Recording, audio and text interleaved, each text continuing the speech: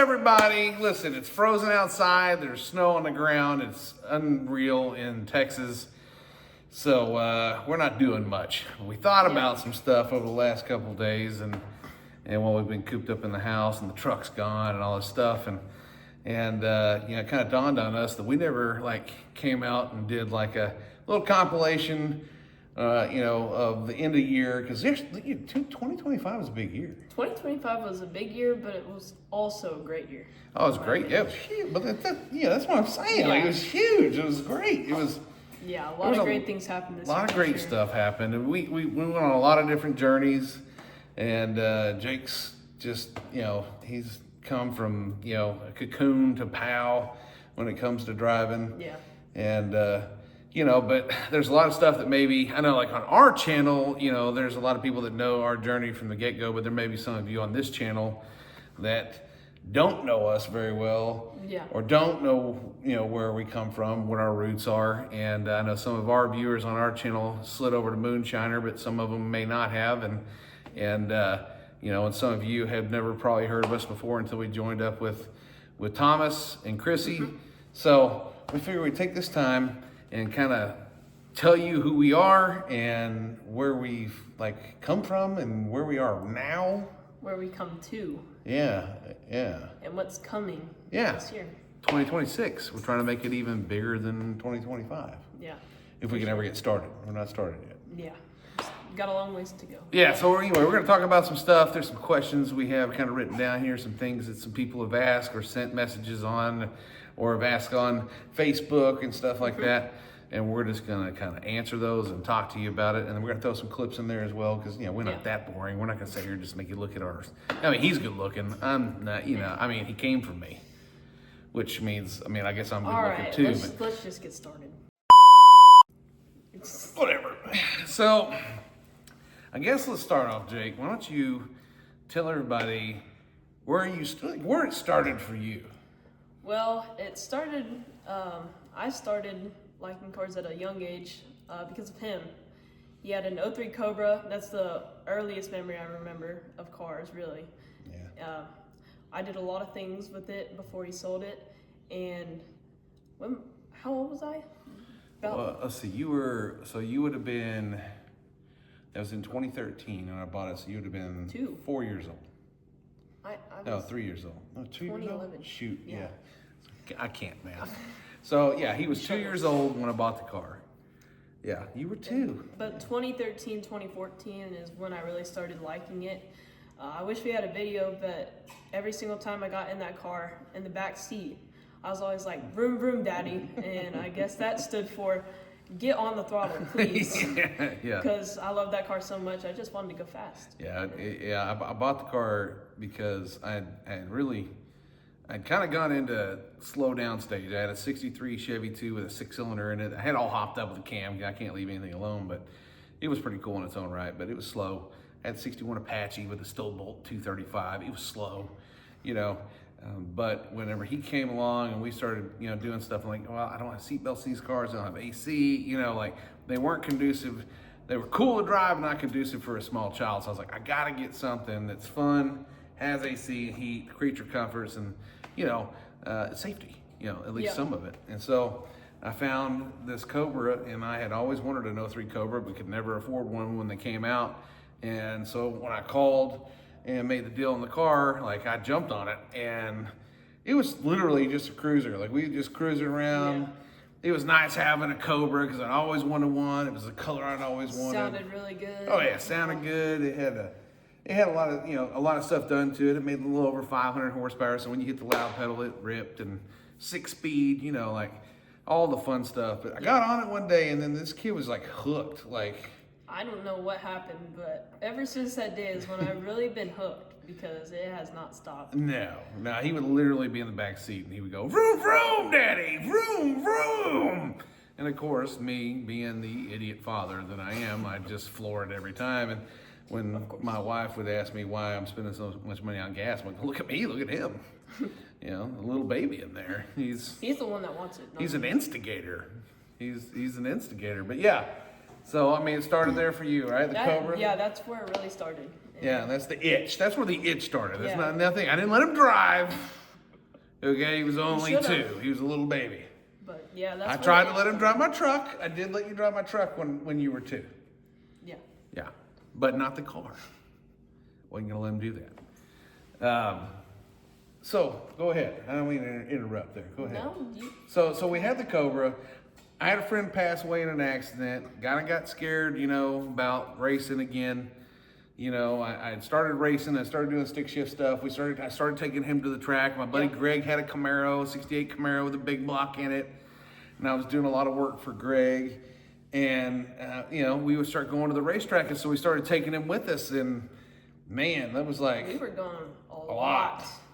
Because we lived about 15 minutes from a racetrack near us, Denton. Yeah, North Star Dragway. Yep, and we went there a lot. Yeah. Like every weekend or two, we would be there. And I still have a lot of photos of me when I was a little kid, just being there.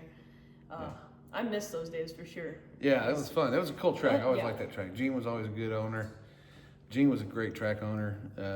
Always took care of everybody. Good track. But yeah, I mean, it just kind of, and then when Blake passed away, tragically at Yellow Belly Drag Strip back in 2016, it was like in November of 2016.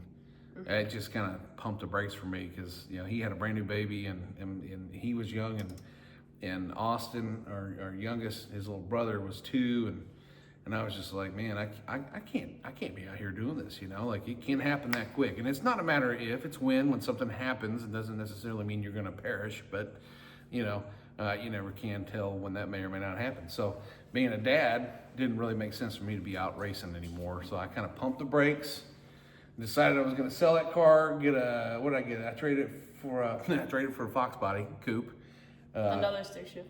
Yeah, 331 Vortex supercharged deal. I traded it for that and a lightning swapped F-150. The F-150 we cruising liked, right? Yeah.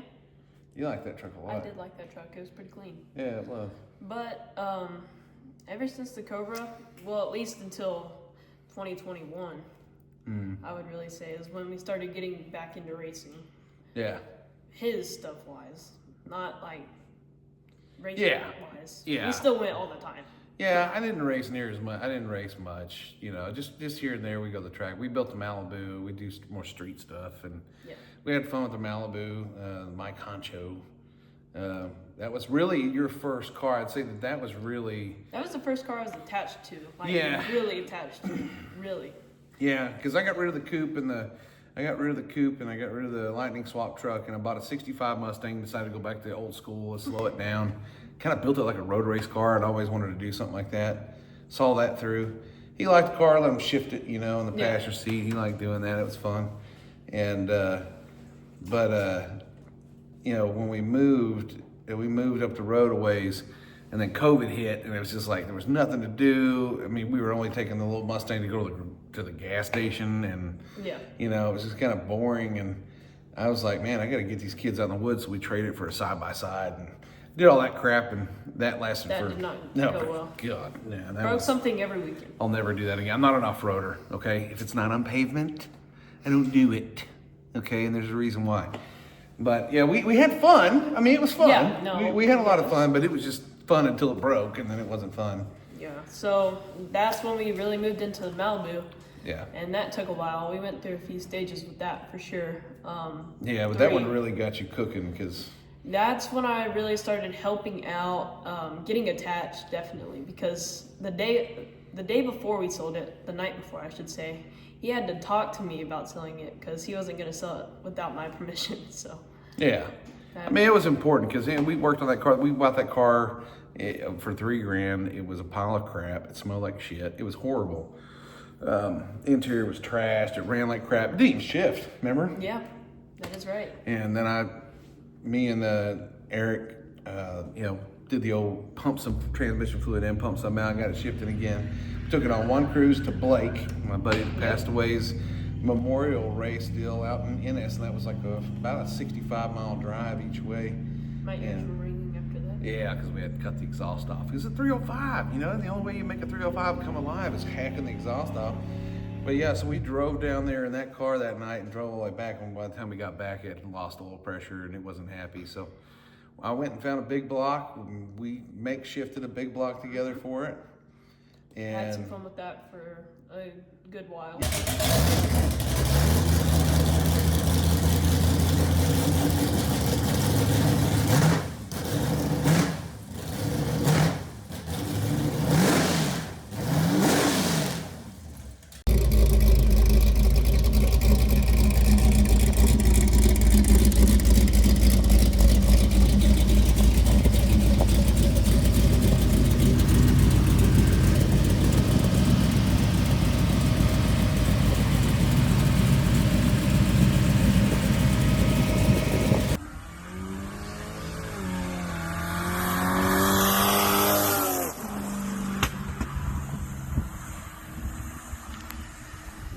yeah, but you were really involved in it. Like I had you take, I had you Yes. taking I got a new carburetor for it. I had you jet the carburetor Yep, up. I helped a lot with the carburetor stuff because back then I still, like, what was I, 8 or 9? No, 10 or 11. Yeah, you were so 10 I or 11. wasn't strong or anything yet, really. Yeah. So I couldn't help do any heavy lifting. So it was just like, I can help with the little things. Yeah. And so that's how I started learning how to do stuff like that, fixing carburetor and jetting it up and stuff like that. Yeah, yeah. And then you helped me do the interior. Like you helped me scrape the floors, and yeah, 'cause we put sound deadener all in it and made it. You know, it was a street car. We're making a nice street car that had a big block in it. We wanted to be able to have something to cruise that was a little rowdy and could do burnouts. Yep. And then I screwed it all up. And I'm getting a bigger big block, which But, I liked more, but he didn't.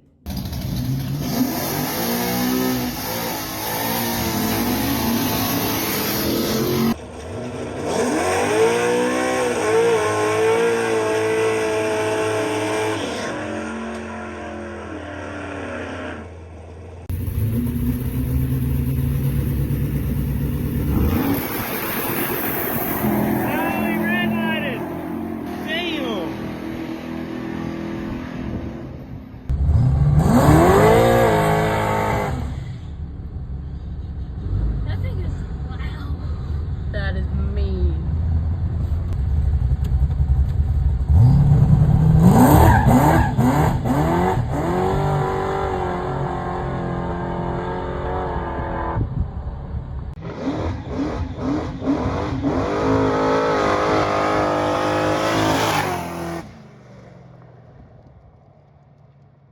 well, it's not that I didn't like it. I loved it, but it was a maintenance hog. And when you try to street drive something that's not really streetable, Yeah. then you end up, hating your life. When you got the cam in that thing was radical.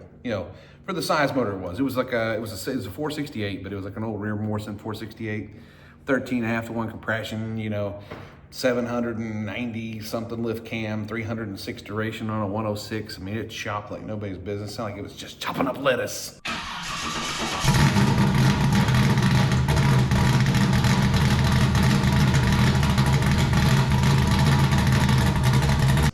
It was an amazing sounding big block. It was great, but see, we moved out here though, and we didn't have access to the fuel, and I didn't want to store fuel, and it just was like,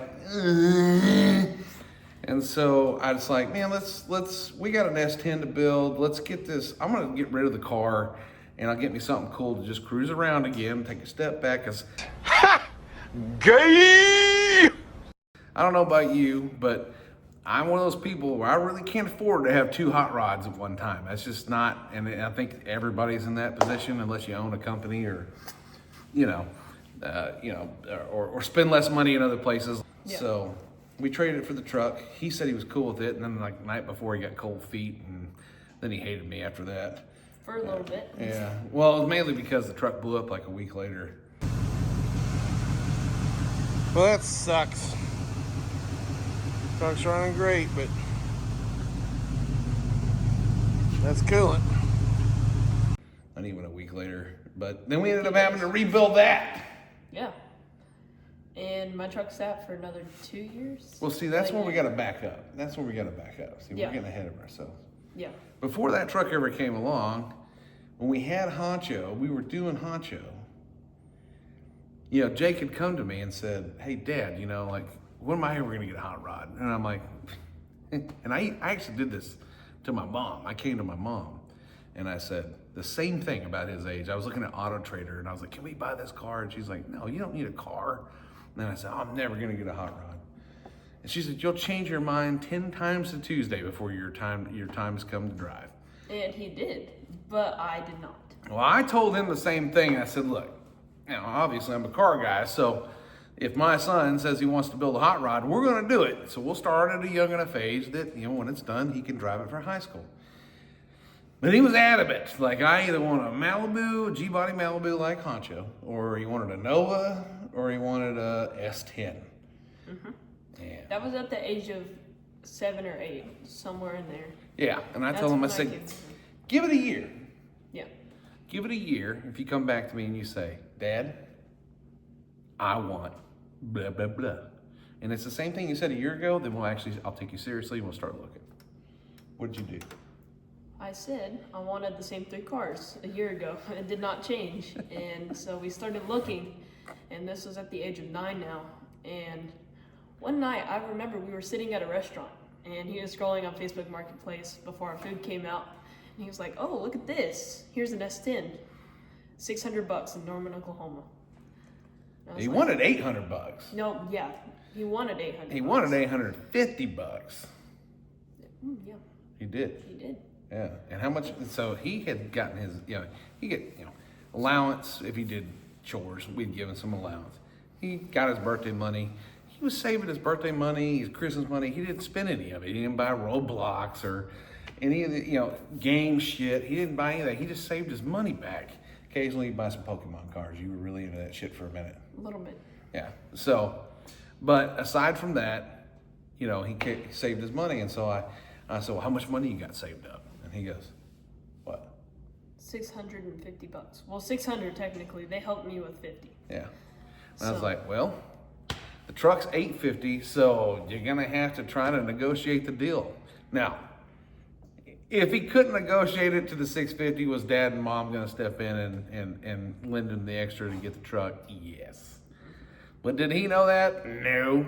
I told him flat out, you want that truck? You're gonna have to go and you're gonna have to negotiate the deal.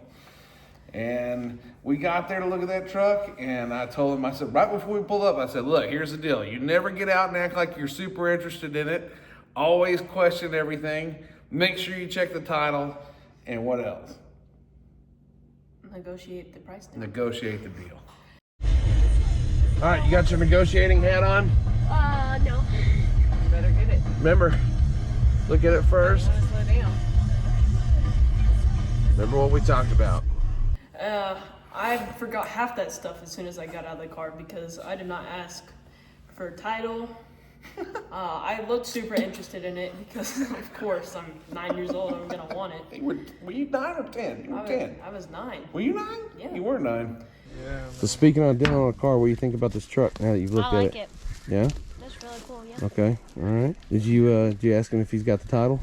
You have the title? Yep. Can you say, can I see the title? No. And then, yeah. And then you come here. All right, so you got the title, right? Yep. All right, so now you gotta look at the VIN. All right, here's the VIN number right here. Here's the VIN plate on the truck. Here, you hold it and look at the numbers and match them up. Here, hold this then. All right. Heck yeah. That's right. Yeah? All right, I'll go hand the title back now. You ain't bought it yet. What do you think, buddy? It's really awesome. I like it. It looks really cool. Are you negotiable? I am. Will you take 600? 600.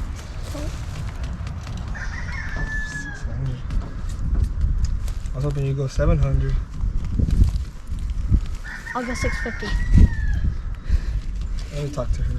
Okay. Let me go get my wallet. If you really like this truck, I think I'll do.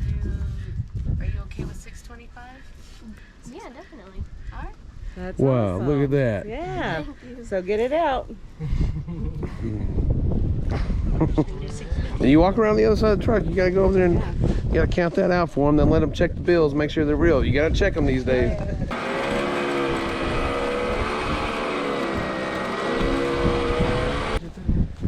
So Thank you so much. Appreciate you. Thank you.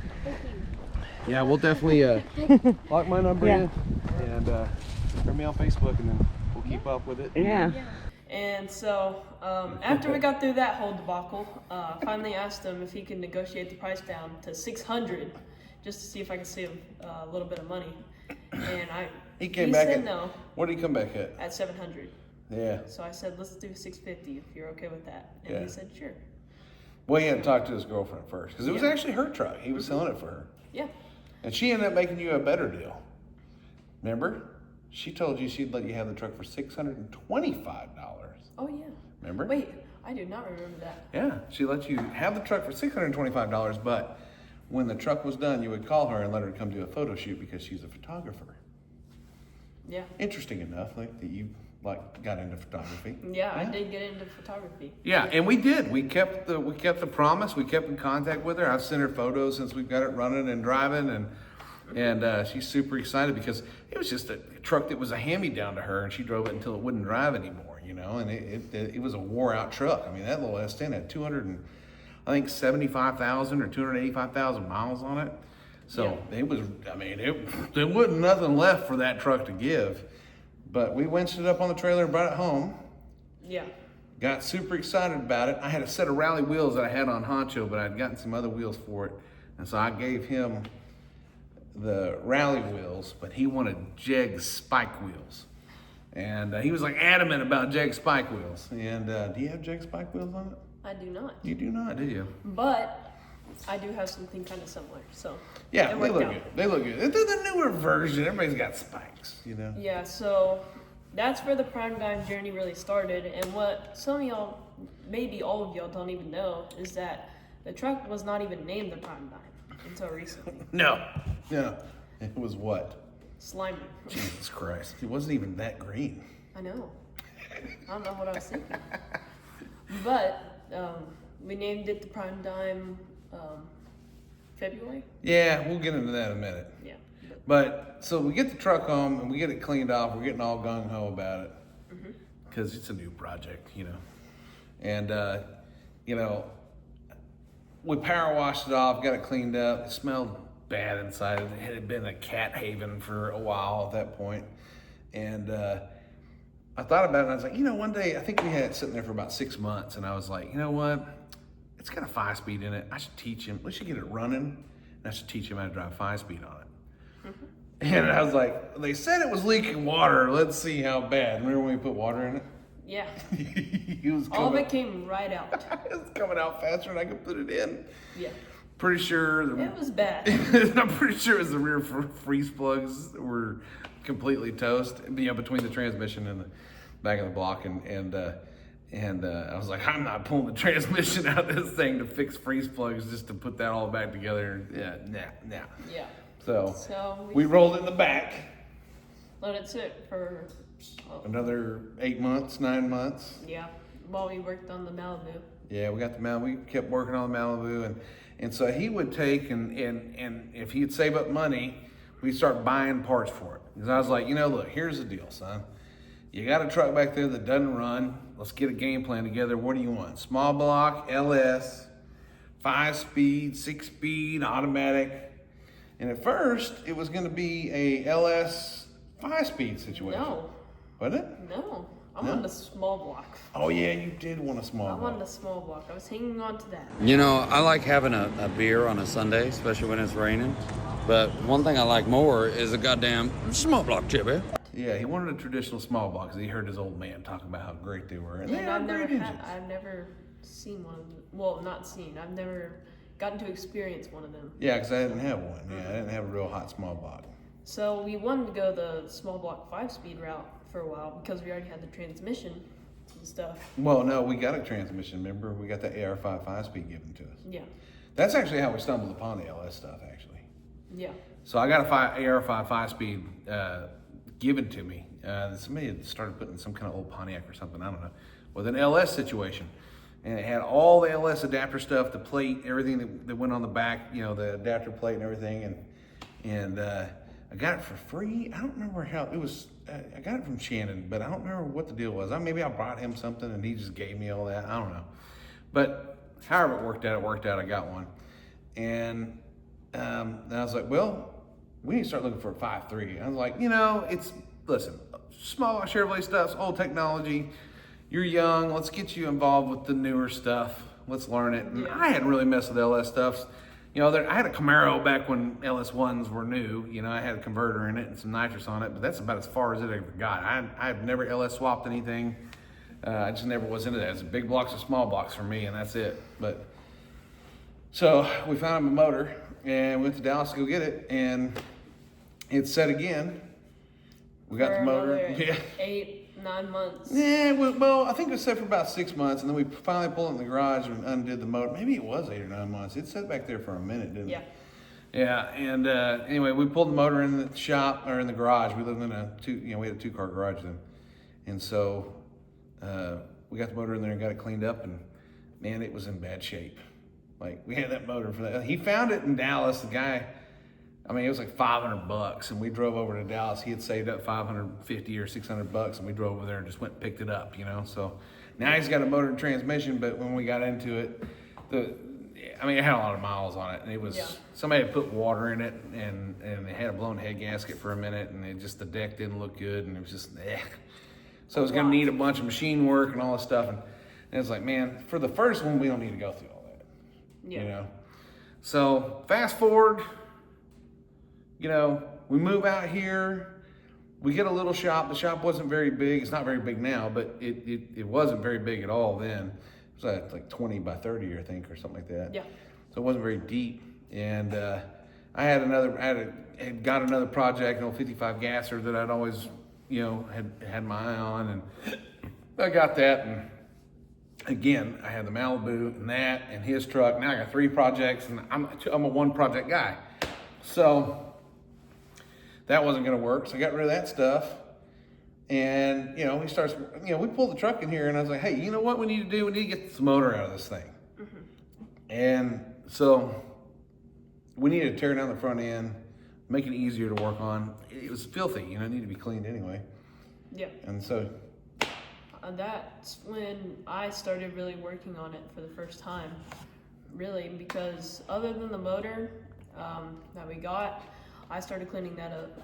But other than that, really, I hadn't touched it that much. No. I only worked on the Malibu because that's all we really focused on then. And so getting to work on my own stuff for the first time in a little while felt really good. And I kept on doing it for what, 3-4 months? Yep. I'd say off and on. It was just nice we had a shop to where he could have a space where he could leave it where it was at. Back at the old house, we'd have to, move something out, move his truck in, work on it, then move his truck out and move the other stuff back in. And it is working out of a 2-car garage when you live in a suburbia hell. So out here, it was nice because he could literally work on it, lose all the bolts, and walk away from it for 6 months and come right back to it, and it'd be in the same state. So, so we took the front end apart and got it, cleaned off, took the power washer to it, did all that stuff, and and then it set again because we worked out a deal with Dave. Dave was like, hey, that motor's trash. Let me get you another motor. And Dave, huge help in this whole deal. Yes. He put us together a nice little home remedy 5.3, and I traded him all the AR5 5-speed stuff because in that time, he was really into, he was really telling me he wanted to race, and I'm like, stick shift racing is not for everybody. That's how I started out, really, is racing in a stick shift, but I wasn't very good for a long time. It took me a minute, and I just thought about it, and I'm like, we should just go automatic. And once he gets the hang of racing and how to do it and how to be good at it, then if we ever do something with a stick, then I can teach him how to drive a stick, and then he'll understand that fast is cool, but driving a stick shift car is so much fun. Yeah.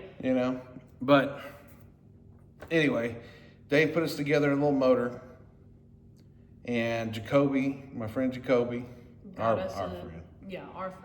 Yeah, he had a nice donk car. He built a nice Turbo 354. Yeah, and but then he built a 400 for it. Yep, and so he gave me that Turbo 350. It was really nice. He also gave me a converter with it. Mm-hmm. I bought it for $1,100. Yeah.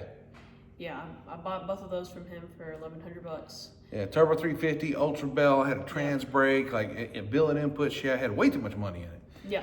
ATI, 10-inch converter, 3800 stall, the whole thing. I mean, the whole kit and caboodle. I mean, he really hooked him up. Yes. And so now we got a motor and transmission. We slide it in the truck and over at Dave's, make the modifications to the cross member, everything, get it set down in there. Brought it back home and it's set again. Because I mean, he's saving money. He's trying to pay for the stuff on his own. And you know, Dad, Mom would help him out a little bit. Christmas, we might give him some parts or some money to get parts. And you know, if he did stuff around here, he mowed yards at the old house, get paid, spend that money. You know what I mean? So any little money he could obtain, however he could obtain it, he'd stack it. And you know, he got down to the point where basically, I mean, he had afforded the cam, he had afforded the intake, the carburetor, the ignition box. You know, we got down to the headers. I think you were still waiting on headers. The headers were the big purchase. Yeah. And it took him a while to save that money up, and we didn't get the headers we wanted, but we got what we could afford. You know, and you know, it was just that's what's so time consuming. What was good about it as his dad is to go, man, he gets to understand how hard it is to have something that you want done, but you just can't afford to do it right now. And I think that is something that I could have really benefited from as a kid, is getting that urge. Like a lot of things, my mom would go out of her way to make sure that I had what I needed or wanted. And there was always some kind of stuff where maybe I'd have to pay her back or whatever, but she'd get it for me and I'd have to work my butt off to pay it back. A little bit harder to do when you don't have somebody giving it to you. Yeah. Even though people gave you good deals on things like Jacoby and Dave, right? Yes. And there were some things that I had that I gave you to get you started. But for the most part, like you were over there just working your little butt off, doing what you could to get it done. Yeah. That's the journey, and that's kind of where it all kind of came to a head there. And we were gonna go to race week because he was gonna get his junior street license. Yes, my NHRA junior street license, and we were gonna take his truck that he had gotten after the Malibu because it was like perfect for that class, really. Yeah. Because we'd already ran some 9.0 index stuff with it. I hadn't, but I had a few passes with it, so I kind of knew what I was doing with it. We were gonna take my truck because, I mean, if you drove it hard and manually shifted, it'd run 820s, 830s. If you left it in drive, left it on a street tire, and eased it out of the hole, it'd run 9.0s. I ran a 9.0 index, I've never indexed race in my life. I went 9.0, 9.0 23, 9.0 18, or whatever. Class. I won the class, and I'm like, this thing's actually perfect. And we had just done all the interior in it, put sound editor in it, all the suspension was new, had a new big block in it, like new transmission, new rear end, like. It was gonna be really perfect for what we were doing. Yeah. And then he tore something up in the rear end.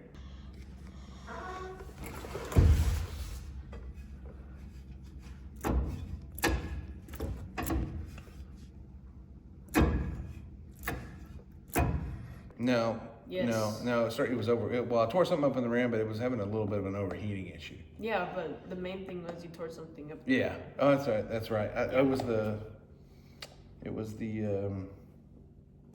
No, that was before Throwdown, when it was supposed to be in the spring.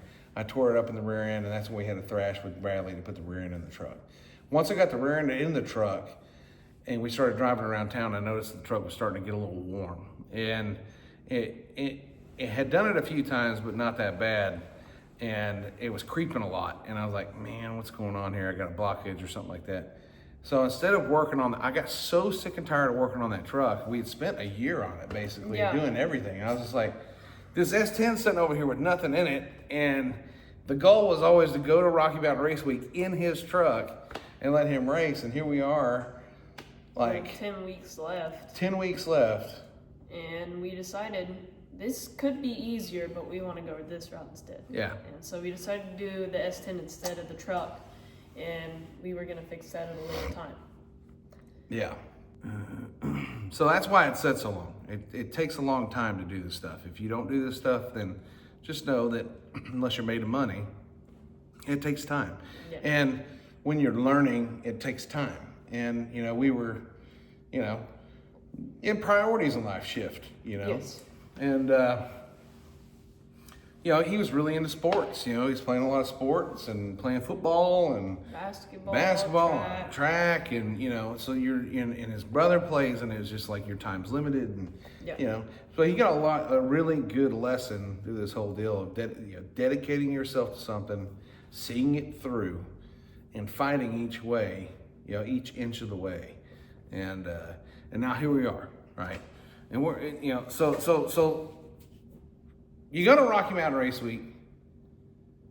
We didn't get to drive the truck. Like, you practiced in my truck, but you didn't get to drive your truck at all. I didn't get to drive till to the day we got to Tulsa for Rocky Mountain Race Week. Yeah, we were gonna trailer the truck there, but our buddy Mikey Hollis gave us a nice drag and drive trailer to pull behind us, and he said, "Look, it's a new build." He thrashed me for the last 2 days finishing up things, and I just stayed at his house, and we literally put in 16 hours, 17 hours a day for 2-3 days straight and got it done. Yeah.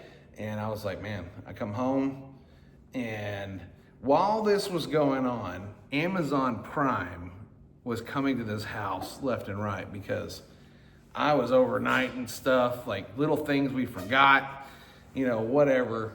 And I feel like Amazon Prime came to this house every day. That was one of the heroes. Yeah, For sure. yeah. So no, we were sitting outside, and we were trying to come up with a new name because I was like, hey, I don't really like the name. And they were like, us either. It's not good.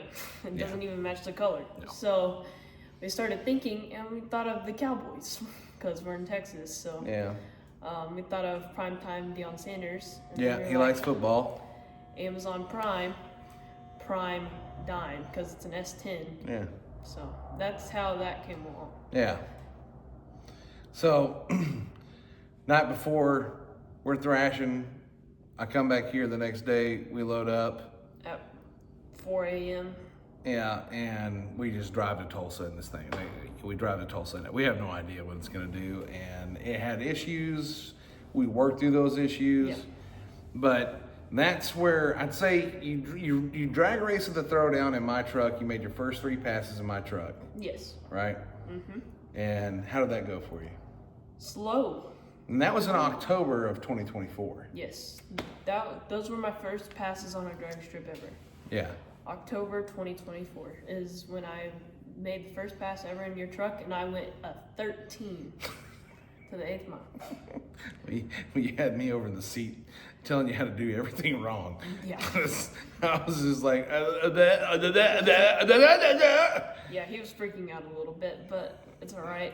Well, it was dark track. I didn't know the track. Yeah. I was super tired because we put on that event, and it's sketchy for someone who's never done it before. But I knew that it was a prime opportunity for me to put him in the driver's seat and him not feel like 1,000 people are watching him. It was after hours, you know, and but he did good. I mean, he did good. He started off slow and started working my way up. Yeah. And the last pass I made that night, I went like an 11. So that's 2-second pickup. Yeah, he inched it down there, and then we came back home, and there was a little shootout at Cedar Creek, and that's where I ran the index there. I was gonna let him run the index. Well, we ran 9:075 on the nose. Daddy was a little late on the tree, but it's all good in the hood. Now we're gonna hand the reins over to this guy and let him make some test hits. You ready, Jake? Yep. But he made a pass there. What happened there? I messed up. How you feeling? Nervous. Don't be nervous. Deep breath. I think it's good to be nervous. It is good to be nervous. It is. But just deep breaths. You're not here to impress anybody. You're just here to learn. Okay? Yeah. Nothing to worry about. Everything. Yeah, everything. Put in first gear, 2 feet, let it rip. Go ahead, get on it more. Okay, you're good. Left. Stop, stop, stop, stop. Oh my God, you're good. Go. Go. All right, let off.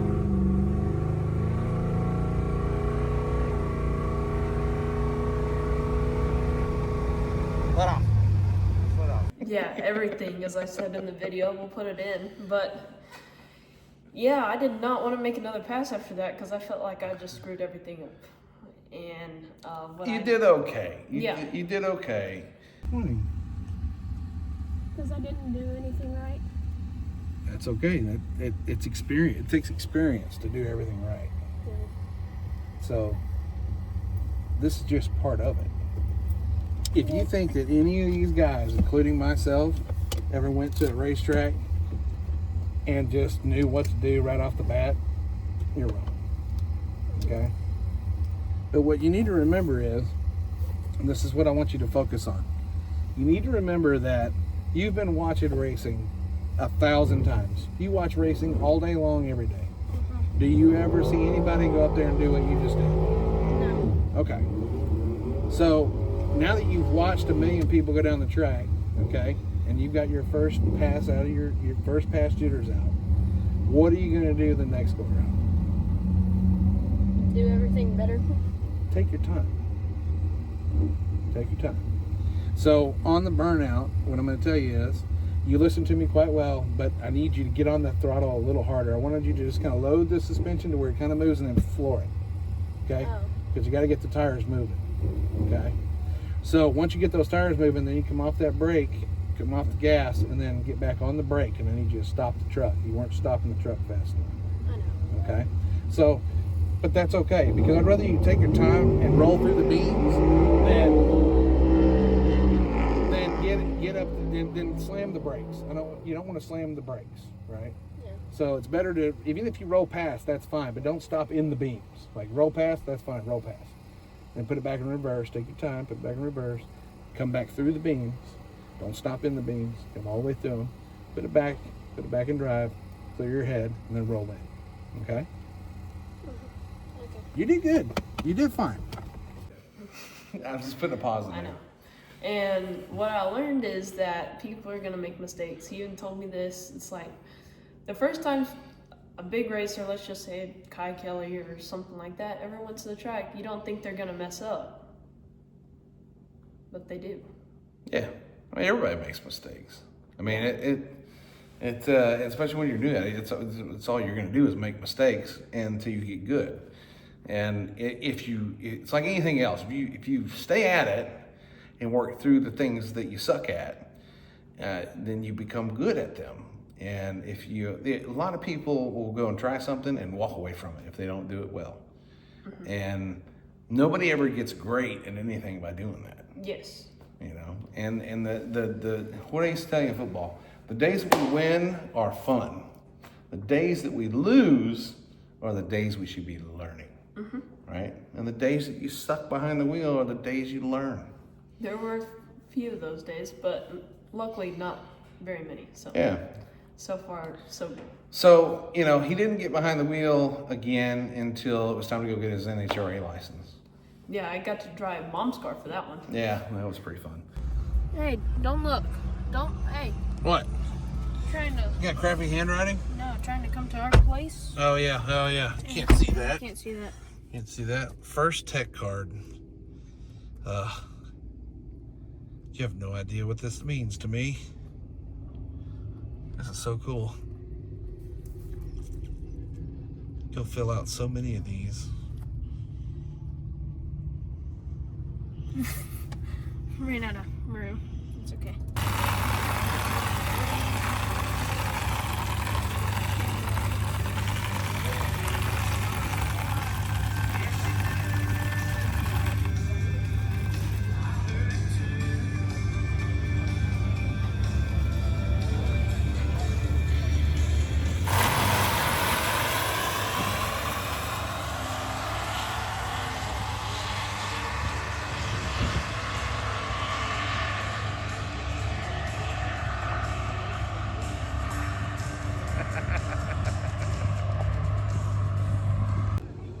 He did it. He did it. Let's just hope it didn't go too fast. How do you feel, bud? Amazing. You're a licensed NHRA driver now. First in the family. First in the family. And then we fast forward to Rocky Mountain Race Week. We're in the truck. We're driving to Tulsa. We're pulling a trailer. We don't know how this thing's gonna go. And we get to Tulsa, and the first pass out of the gate, I totally forgot that, hey, wait a minute. This truck's got a manual valve body. Test rip. Number one, first time in the truck, it's all business. It's all business. It's all business. We don't know what we're doing. No, I That's, can barely see. and that's fine. I've been letting him leave stuff and drive the entire time, so he's got to actually shift this thing, Yeah. you know? And he's like, I can do it. I'm like, okay. And he, in the junior street class, if you don't know anything about it, he can't go faster than a 9.0 in the 8th mile. Well, this truck makes 320 horsepower. It's gonna go faster than that. And, but we didn't know how fast, you know what I mean? So it was just like, I don't know, we don't know anything about it. So let's get here and learn. Yeah. Well, what did we learn? That it's not gonna run well on 91 octane. That's what we learned. Well, we learned that. He's on it. He's on it. Get a ways. Stop. Oh, you double vault. Get on your. That's all right. Get on it. Go. Go. All right. A little bit more. A little bit more. A little bit more. Shift. Shift. More. Oh. All right. Let out. But we also learned that it's a lot faster Yeah. than a 9.0. I remember one of the days at Tulsa. I think it was the first day. We were just trying to cruise it down, and I still went 880. Yeah, you did. Fast I ever had made, and it felt so slow because we weren't even full throttle or anything. Yeah. So I was like, oh Yeah, wow. we thought we nicked it, and turned out we didn't. We were too fast, but we learned a lot on that deal. That was a heck of a journey. Like, Yeah, it was fun. and as the week went on, you got better. Like, Yes. I mean, like we got to Missouri, and we fought through the troubles we had on the way to Missouri, which was a nightmare. And that was what should have been a 4 or 5 hour trip turned into 9 hours because we can only go 40 miles an hour due to vibration problem. But we got that fixed thanks to Bradley Staten and Chris Huffines. They were in Rocky Mountain Race Week. They helped me get that rectified. And So day 2 of Rocky Mountain Race Week, we found a little bit of problems on the drive up. Pinion angle is really bad, and it's making the drive shaft vibrate really bad. So we can't go above 50 miles an hour when driving, and our fuel pump's going bad. struggle bus continues. Bradley State and Chris Huffines are going to help us out, get it figured out.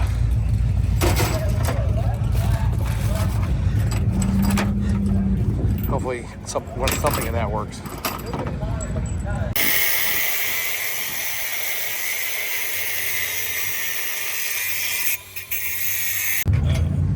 Where's your washers? I mean, it just needed a little Hang on. Oh, you're good. Go ahead. Because you're pulling it up. Go ahead. Where do we need it? Do we need to make? You went right out there. I mean, we were going to get short on runs that day. You went right out there and almost nipped it. Went a little too fast.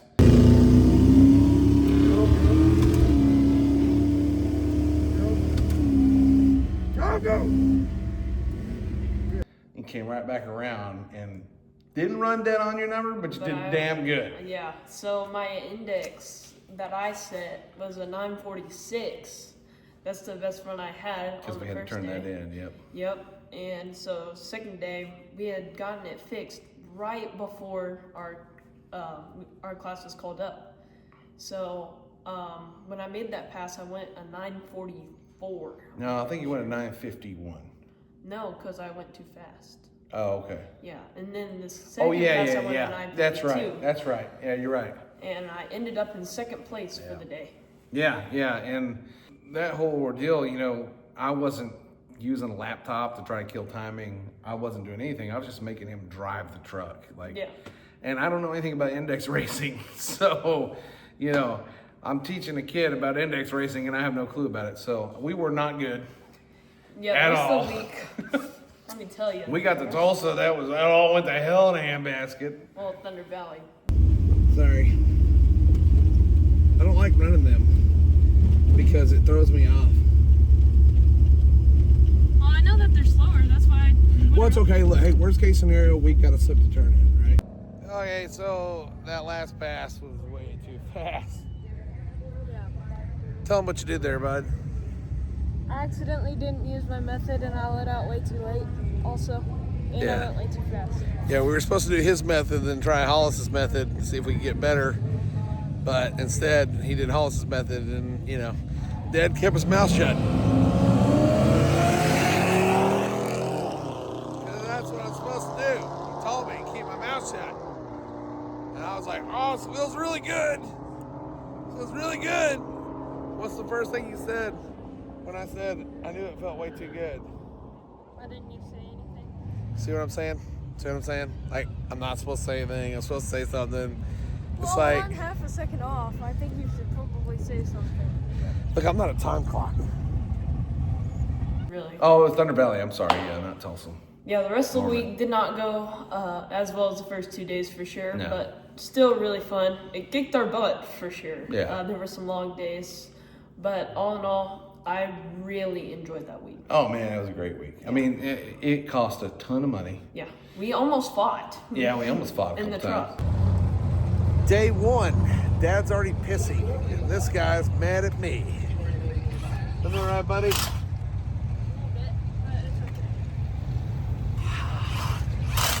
You know, sometimes as dads, we need to learn to just chill out. Yeah, you learn something when you stuff your kid. I mean, I'm no little guy. Okay, I'm 6'1", 209 at the time, 295 pounds. Yeah. I'm losing a little bit now, but I mean, he's a big guy too. And you stick us in an S10 for a week, and yeah, you got mechanical troubles, and we hit rainstorms, and we had a torrential rainstorm. It was a 500-mile day we had to make on day 3, and it rained like a monsoon the entire time. We had to dodge tornadoes, like everybody was fighting. Brian Goldstone was fighting, everybody was fighting, and we were doing it together, but it was tough. And It's kind of ironic we put the black hood off the S10 on your truck. And one of the most iconic stories we have to tell is about the night we drove the street truck to Wichita Falls and got stuck in the rain and had to sleep in the cab.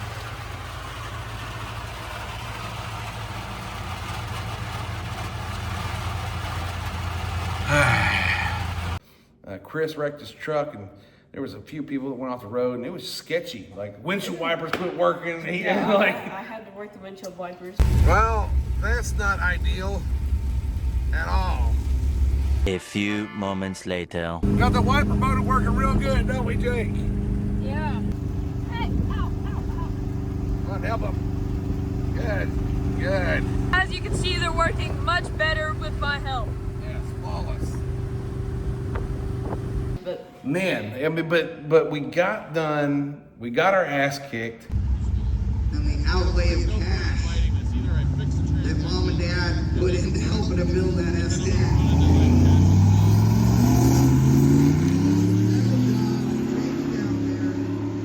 It's got to tighten this up and go 946 with the 3. Come on, baby.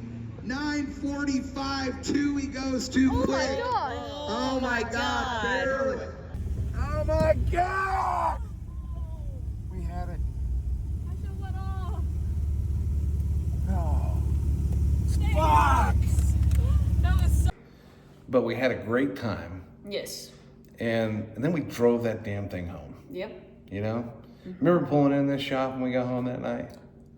What a sense of accomplishment, though, wasn't it? Yeah.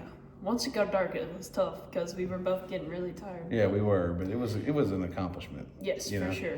That's the beauty of a dragon drive. It's not about winning the dragon drive. It's about finishing. Yeah. You know, and we finished.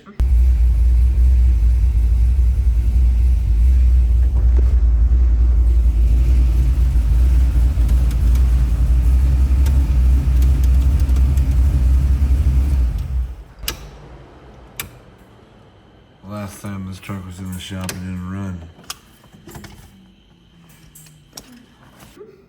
Yeah, we did really good.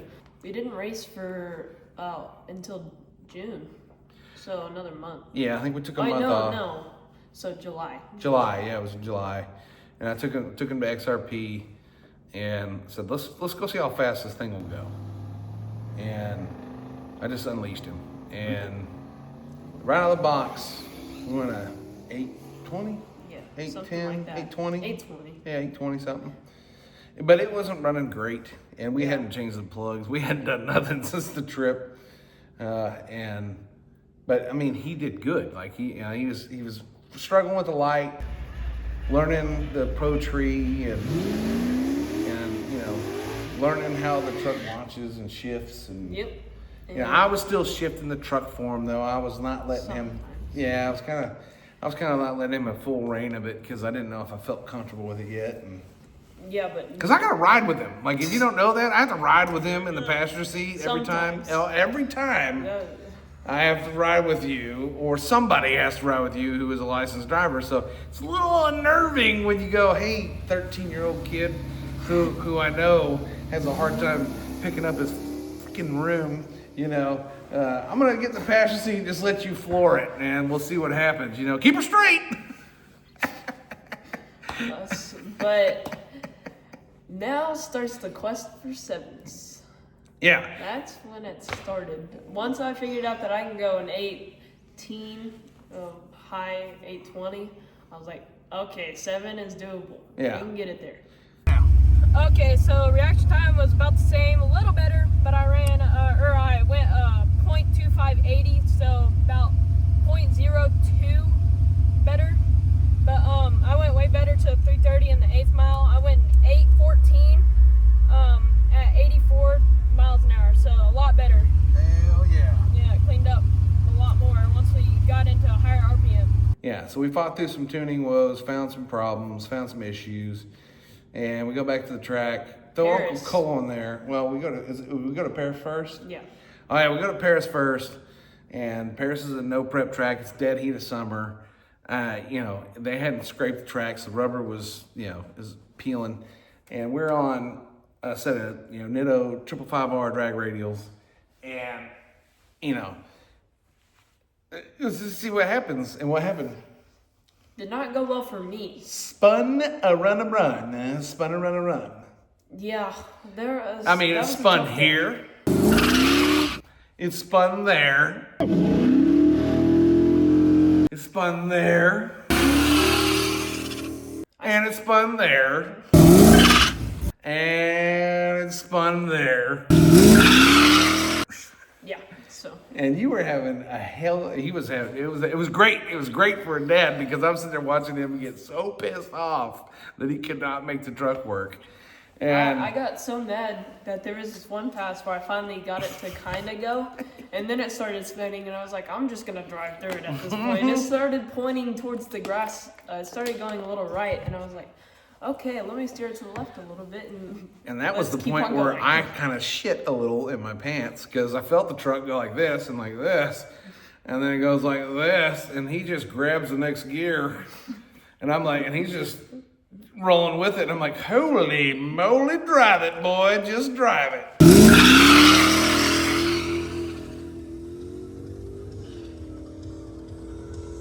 You drove through it, that's good. Yeah. Hey, the drag race. Go!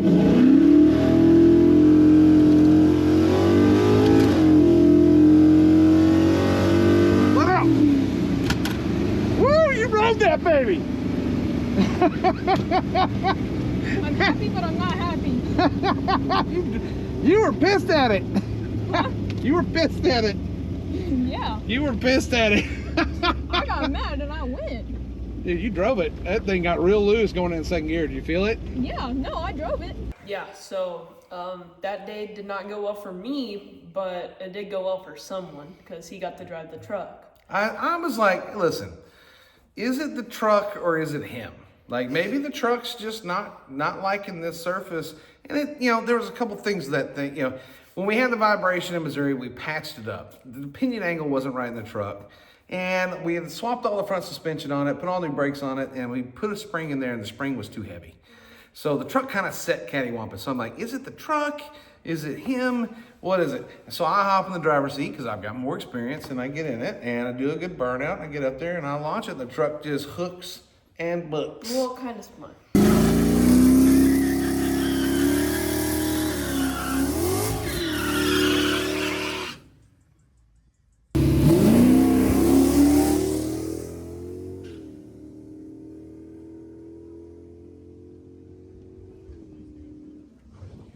Nice pass. It hooked and booked. Kind of spun. It hooked and booked. And what happened? And what happened? He was the first one to get a 7. Oh, shit. And he did not go 799. He went a 791. 791. Don't worry, I've been way faster Hold now. my beer and watch this. So he was not happy on the way home that day because he tried to gather it up and he got it gathered up the last pass or two. We stuck Tim and Saws in the truck. And I still did not go 7.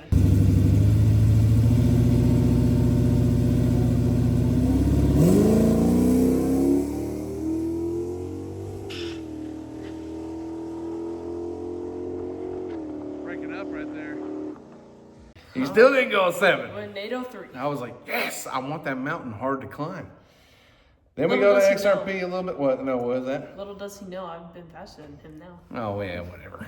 In that truck, I ain't driven it since that day, though. Yeah. So anyway, so we go back to XRP, change the plugs in the truck, made a couple of adjustments. This is when we start really going. Yeah. We start really racing. Yeah, we're going every other weekend. Yeah. And we take Uncle Cole, throw him in the passenger seat because he's like 200 pounds. And what happened? That's bright. Hey, how's it going, Cole? Hey, how's it going, man? You ready? I see the light, bud. So we're doing a little bit of a slight modification. He's not as fat as I am, so we're taking 100 pounds out. What am I? Why are you shining the light on him? Sorry. You're drawing attention. Idiot. Sorry. Yeah, he's illegally wearing shorts. You want to check out my nice legs? We're going for. Hey, look, we're trying to run a 7 here. Desperate times call for desperate measures. Are you okay? Yeah, I'm fine. Okay. We're going after what? 7s? Faster than the 798. We just want to get into 7s. Yeah, but faster than the 798, hopefully. Why we gotta go faster than 798? Just You wouldn't be because- happy with a 799? No. Or 798. Okay. We gotta go 797. 797 it is then. That's the goal. Well, you stick your hand out and go like this. Come on, come on.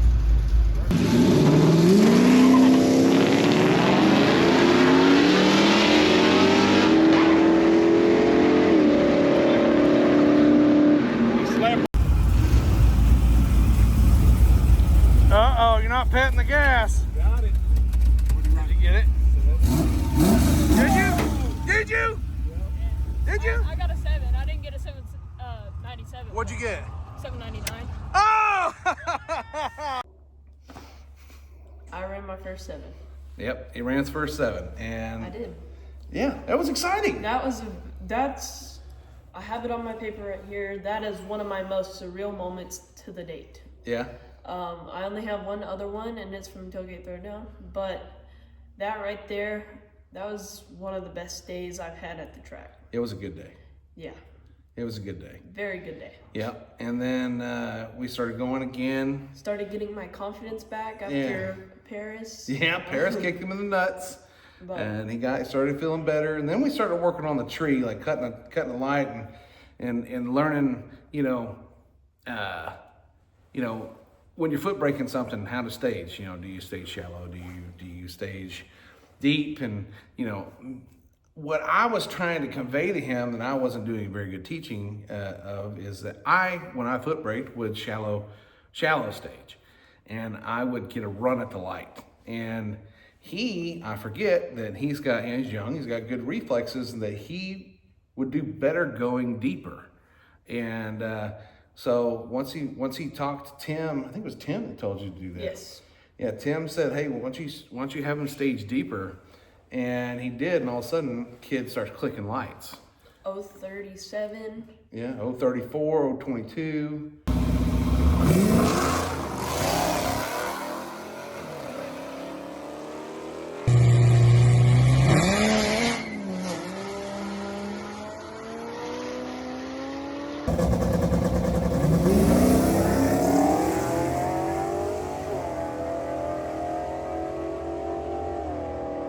Like it started clicking, and he was getting it, and I'm like, well, shoot, it makes sense. The truck's taking so long to react, and he's trying to leave on the light that it's a slow light. Where I was always trying to get the run at the light, where I'd almost red light. Like, There were a couple times I did red light, and I'm like, how did I red light? I just went a hair early, like, so, yeah, so we have 2 different driving styles. So we learned that, I'm trying to tell him to do one thing, it's not working for him, and it turns out he likes to drive another way. So as a parent, you're learning, like, that's the cool thing about this is like, I know what I know, but he is slowly teaching me things that I knew about, but I didn't know how it necessarily worked or how good it would work. And it's cool because we're both helping each other in sort of fashion, sort of ways. And it's like, I've driven the truck more, so it kind of in a sense, like I know what it's gonna do. Yep. But he has an understanding because he's done it for so long. Right, exactly. So it's kind of like we work together in that form of fashion, but we do things a little differently. So that's one big thing we kind of learned this year for sure. Yeah, you got better with burnouts, which burnout sucked in the beginning, and man, now you can do a burnout like nobody's business, and which is awesome. We've seen some of the videos. Yeah, there's some back then. I mean, here's one.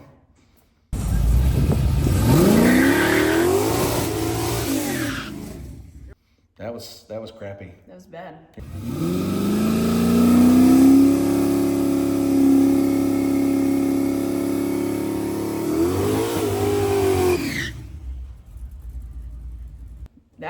That's pretty good. That's a good one. That's a good one. Yeah, little Billy old man there. How about that one right there? Yeah. That's pretty good. That's pretty good. Yeah, the burnout is a bit of an intimidation factor. It's getting there. Yeah, it's getting there. You need a little more power.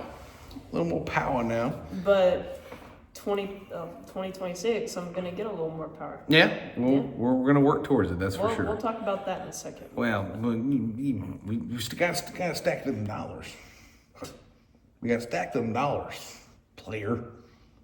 So, we got you up to speed. We go to the Tailgate Throwdown. He wanted to go to the Tailgate Throwdown, and he wanted to be a force to be reckoned with. And that's exactly what I was. You were. That's what I think, at least. Yeah. I really think I was. Yeah, you did. You went there, and he went there with a goal in mind. He said, whatever class I'm going in, Dad, I want to win it. I'm going to the Tailgate Throwdown to win it. And as his former football coach, I love that because that's what I always told him. If you're going to play the sport, play to win. Do not play to play to win. Because winners have fun. Losers learn lessons. Yeah. Right? And we ended up having to put him in the pure street class because there was no kids that joined the junior street class that we put together. So technically I won. Yeah, technically you won his class. But threw him in the pure street class and I thought, well, we don't index race, but there was an index on junior street. At least the index was a little faster in this one, so we knew the truck, if we drew the right number, the truck would run the number. The index was 8.0, and the truck at the time had been running 780s before we had switched to Frankenstein heads. Yeah. Monster M115 heads. Yeah. And so we knew it was going to be a little faster than before, but we didn't know how much faster. Yeah. So I just tried to, I guess, drive it to where I thought it would be. And yeah. Well, and one thing we didn't talk about there is that before the Tailgate Throwdown, we had gone to the track to test it, and it had a problem. Yes. And I came out here to change the plugs in it, and I go to pull the number 3 cylinder, number 3 and 5 plug out, and water came out. What you doing today, Dad? What was that? No.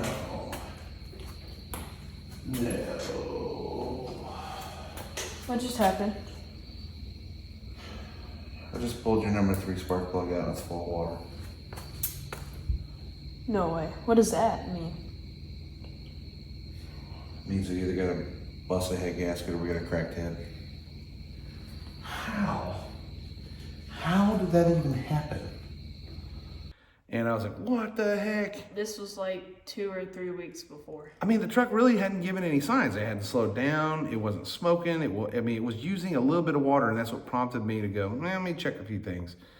And sure enough, we had cheap heads on it, so we thought maybe the head was cracked or something. Turns out, it looked like we blew a head gasket. It was probably on race week. Yeah. Because we run that 91 octane, and the engine was like 11.8 to 1 compression. So, too much ignition timing, blah, blah, blah, blah, blah. But I reached out to Nash and Frankenstein. I was like, hey, do you have any heads laying around? Because we had met him at race week and I knew he did LS stuff. And I had no intention of trying to purchase a really nice cylinder head. But he said, man, let me get you something worked up and I'll call you back. And he reached out and he said, hey, I want to sponsor, we want to sponsor Jake. And I thought, what? Huh? Wow.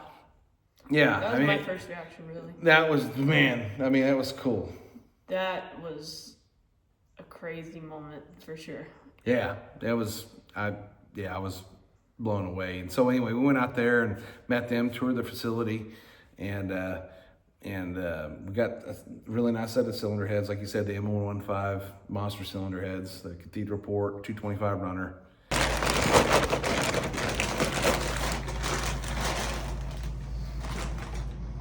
This looks amazing.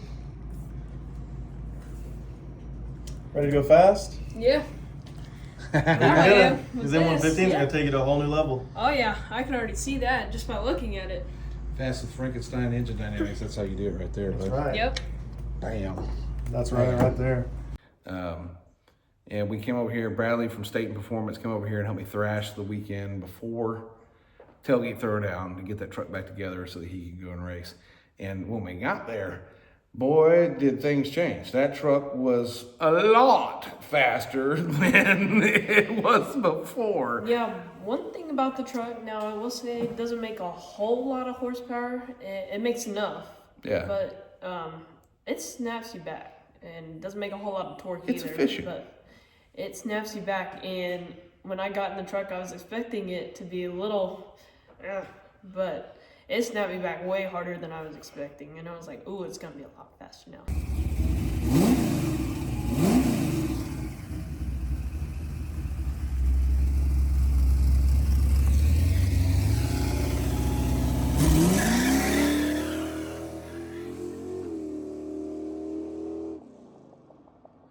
Yeah, because we were on a no prep surface and we were on a slick, and this is we'd gone out and tested on slicks a couple times, so you get the feel for it. The burnout's different, everything like that. But he goes through, draws first round, and he draws a bye.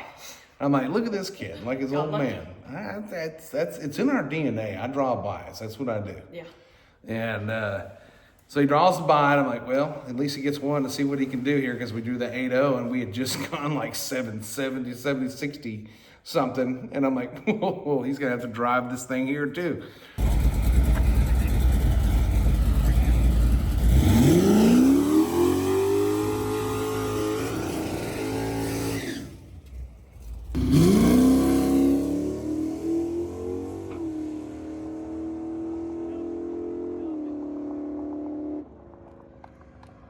That buy run, I tried driving it, and I thought I did good because it felt a little slow. Oh yeah, you broke out, didn't you? Yeah, I went at 780. Yeah. 780 flat. Yeah, he was trying to drive it on the top end, and he went at 780 flat. And then he draws a killer. Literal killer. One of the best index bracket racers in Arkansas. Yeah. And if you don't know who that is, that's Joe Williams. And he's got a channel called Just Mopar Joe. He's a Mopar guy, and man, let me tell you, guy can freaking drive. He is a mountain to climb. Yes. Tall too. He's like, in real life, he's like 6'5", 6'6", and but he's a driver, man. I mean, he is a driver. He's a killer. Yes. And so I knew I need to win this, and I need to get through this killer. And I have to be a killer to do that. So we stuck a friend of ours, who's about 300 pounds in the truck to try to help slow it down. And, you tell him, you were in the race, not me. We left about the same time. This is one of my most surreal moments. Let me back up really quick. This is my other surreal moment because this was the best race of my racing career so far. So this is a story I couldn't wait to tell you. So we left together and we stayed together, but I started to pull away from him. And towards the big end, I knew I was going a little too fast, so I started to let out of it and started to walk the throttle. And then all of a sudden, he's door to door with me. And we both are walking the throttle to the finish line because we were both a little too fast. And I thought for sure he beat me, and I look over and I see my win light.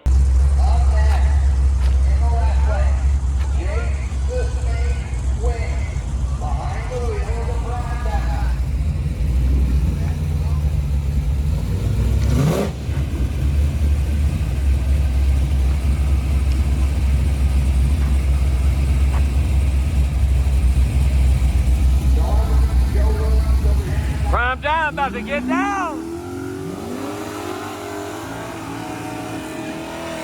Let's get him, boy. Let's go, Jake.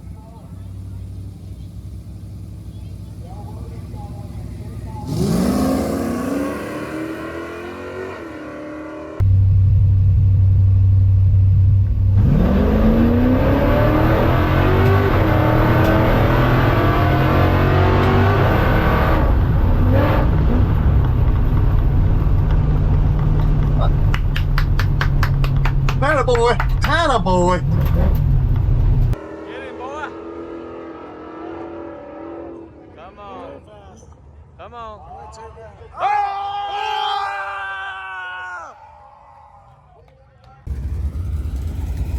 Nice work.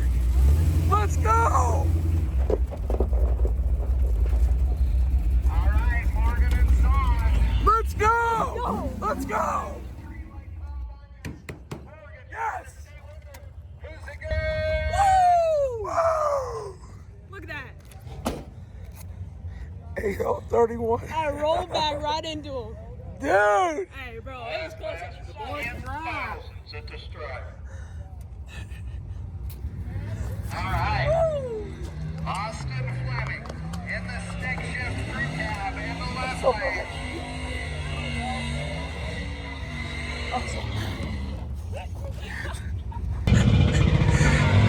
Austin with the lead. Gavin here. What a race. Oh, that was a great race. That was excellent.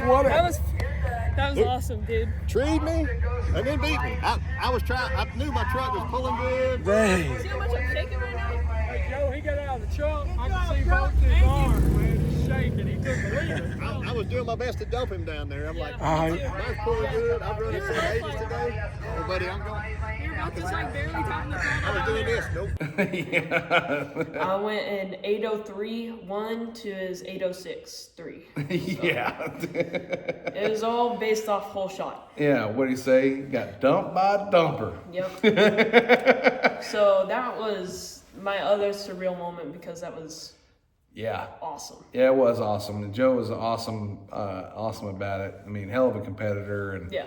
And it was surreal for me because, I mean, that's your first true test there, you know, like I'm sticking this kid in the ring with lions, you know, like killers. And he came out on top, and that was, I think I screamed so loud that whatever voice I had left was gone. You lost it. And then I'm excited, I'm jumping around, and then I'm start crying and I'm shaking. All of the emotions. Yeah, all the emotions. You know, I'm just proud of him. You know, it's really cool when that happens. And then he goes up against, next round he goes up against Les Cotner, who's also a killer.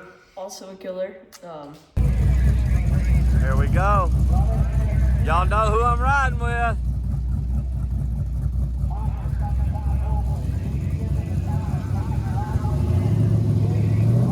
Let's go, Jake. Let's go, Jake. Ah! Woo! That's all. Obviously, if you're going rounds at this event, you're going to be pretty good. And he won his class last year. He won the class last year. So, you know, I mean. Again, I had to be on my A game. I need to be a killer to beat a killer. And those two, like, how'd that one go? Because both of you guys. Oof. Yeah. That one kind of scared me a little bit. Yeah. Because that pass, it felt like I was going so slow that I was going like an 840. And he was ahead of me by about a half a truck. And I was like, oh dang, I'm out of it now. Yeah. Look over, see my wind light again, and I'm like, what the heck? Yeah. I get my ticket. We both broke out. Yeah, they both broke out. He went a 784 to my 792. He went a PB, so I was... Yeah, that was good for him. I went over there and I said congratulations, because that was just awesome. Oh, yeah, yeah. So I moved on again versus a killer, and I was just like, wow. Yeah. It's starting to get real here. I might actually win this. Yeah, and then what happened in he went to the semifinal round. We got down to the semifinals. What happened in the semis? I lost. Why'd you lose? Well. What'd you tell me when you pulled up? What did I tell you? Oh, what did I tell you? You said, I got greedy. Oh, yeah, I got greedy. That's the words I used right there. Yeah, he said, I got greedy. I got greedy, Dad. That's what you're talking about. You have to talk about your losses, and that was a big one there, because I could have won the class if I would have not been so greedy. Yeah. And how'd you get greedy? I got so far out in front, and I was like, I kept looking back, or I had my passenger look back for me, really, because I need to focus, but he was like, you're good, I don't see him, I see his headlights, but he's far away. And I get into third gear, and he looks back one more time, and he's like, oh no, you're good, dump it, because I'm kind of close to the finish line. Yeah. And he comes flying around me and slams on the brakes just before the finish line. Turbo truck. Yeah, he left out hard on the turbo truck and got out probably 2.5, 3 trucks on him. And he let out a little too early, and that turbo truck was on a rail at that point. So he got learned that day. Yeah, good driving by him for sure. Yeah, he did a great job. Yeah, he did a good job. He knew his truck. And so hey, he didn't win, but he got to the semis, and that was awesome. Yeah, and that was a great learning day for me, obviously, again. Did some more grudge matches after that. Yeah, beat a Whiplash 150, Matthew. Yeah, but a couple times.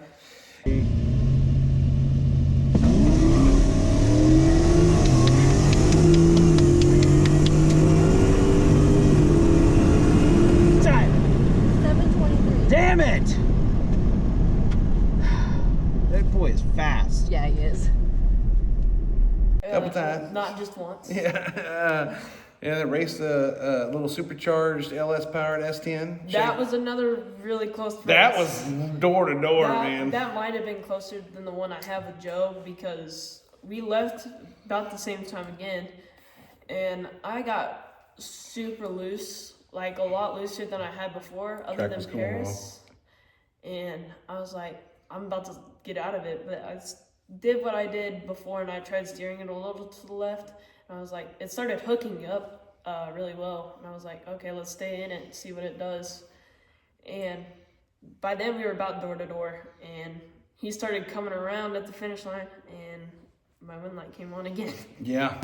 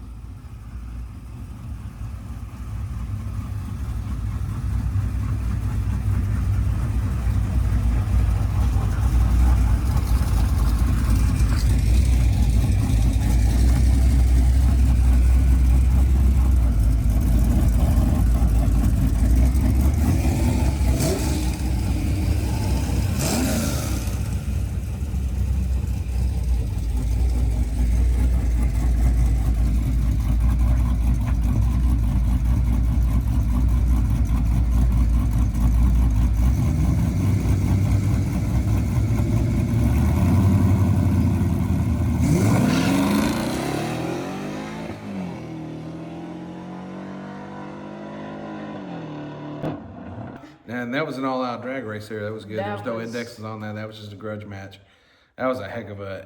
I wish we would have had a camera on that finish line, because I know it was tight. That was bumper. Yeah. I guarantee you, because I was looking at his window. So we get done with that. We come back here, do a couple more test sessions, trying to hop in a couple of truck classes, and then do one last test session in November. Yeah, truck started slowing down, doing some funky stuff, and did some really funky things. It didn't sound normal at all. It slowed down a lot when 791 and 813, and I was like, that's not normal, because it's been running a 760. Yeah. No prep, so it was like. Then we turned out we had a burnt plug wire, so we got that figured out. But the season was over, so we knew that the truck. We had gone a PB out there with him at the pasture, he went 760 something, and then Thomas got in the truck by himself and went a 752. So the truck's fast enough that it needs, you know, safety equipment, especially him going that fast. He shouldn't be going that fast, but I'm letting him go that fast because I'm not going to hold my kid back. He knows what he's doing. Yeah. He's a driver. He showed me, he knows everything. He knows just as much about driving as I do in a lot of respects.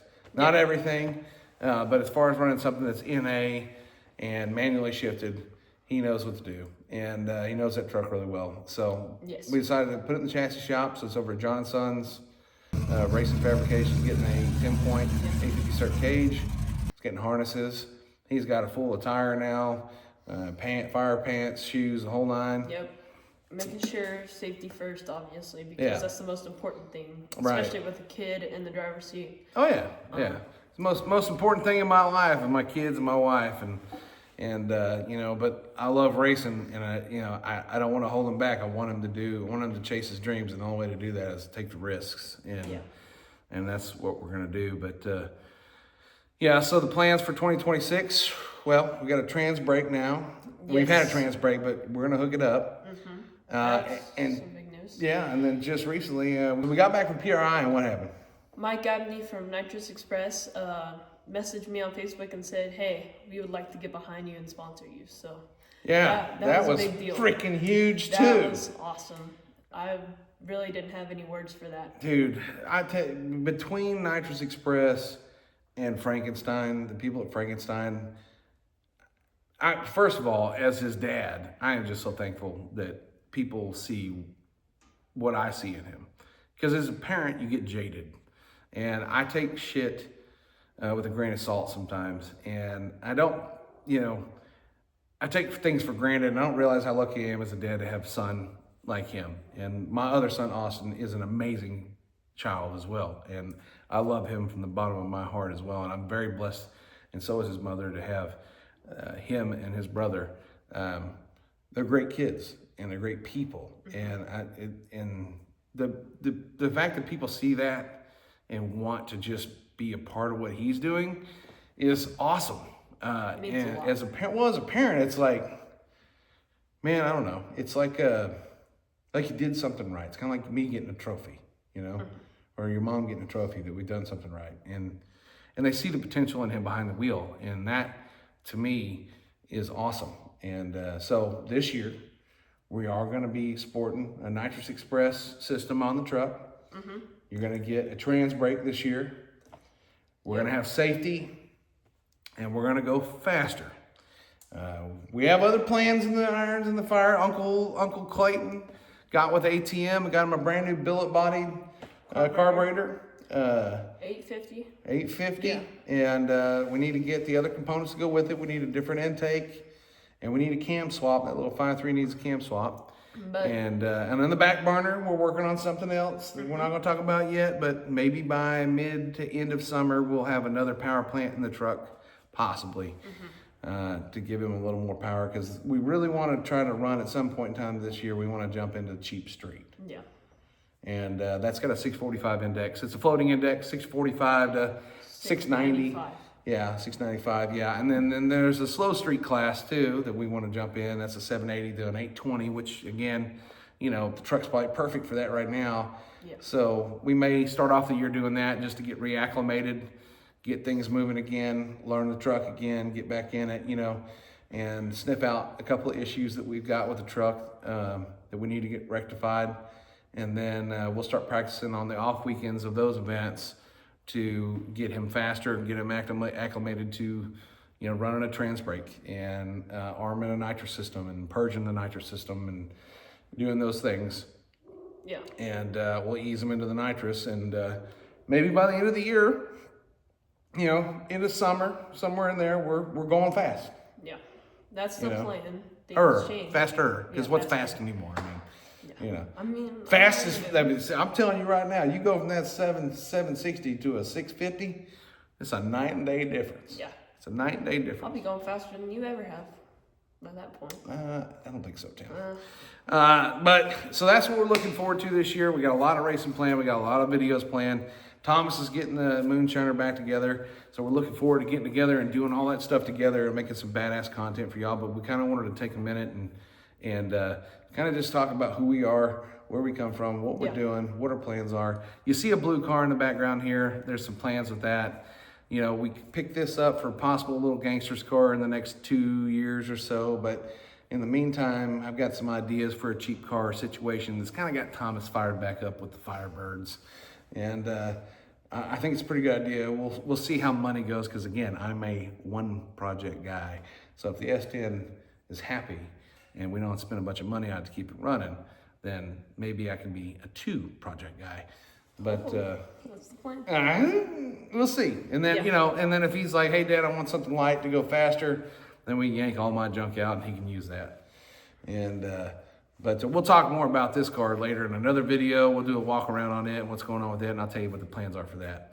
But that's pretty much going to do it for this one. We really appreciate you guys listening this long. I mean, this is a lot longer than what we're used to doing here, but I mean, we didn't do like an year-end review video. We didn't do anything like that. Yeah. And so we felt like it was needed, especially to talk about what I was doing as a 14-year-old driver. It's a little different. I mean, there are some out there, because I know some, but there's not a whole lot of them. So you guys are the future of drag racing. Yeah. You know, so we need to keep it alive. Yeah, that's right. I mean, that's the thing. It's like we're aging out. Yeah. You know. Especially this dude. He's pretty old. I'm not even that old. I'm not even that old at all. But yeah, we're you know, you're right. Your generation of kids aren't into it as much as my generation were, the generation before me. And you know, it's really up to kids like you to show these other kids out there, you know, that racing is a sport worth investing in. Yes. Because it is literally filled with some of the best people on the planet. And I've said that my entire life. 99% of the friends I have in my life are from the streets or from the racetrack, not from school, not from high school, not from any of that stuff. We're from the streets. And he's grown up around these guys. He knows what these guys are like, and it's a lifestyle worth living, I'd say. Great people. The only difference between what I did versus what you did is what we talk about all the time. You just need to find a way in life to make the money you need to race the way you want to. It's the one thing I missed. Yeah. So, but anything else in this paper we got? We have a little paper here with everything. So what was it? What is this? Will the sponsors? Oh yeah. Big shout out to our sponsors, right? Yep, Frankenstein Engine Dynamics, LLC, and Nitrous Express. If you need cylinder heads, you need Frankenstein Engine Dynamics. And if you need nitrous, well, Nitrous Express. Come on, man. There ain't nobody else out there other than Nitrous Express. If you ain't got Nitrous Express or Frankenstein heads on your motor, you're missing out, that's for sure. I hope you don't line up next to this dude. We'll see you next time.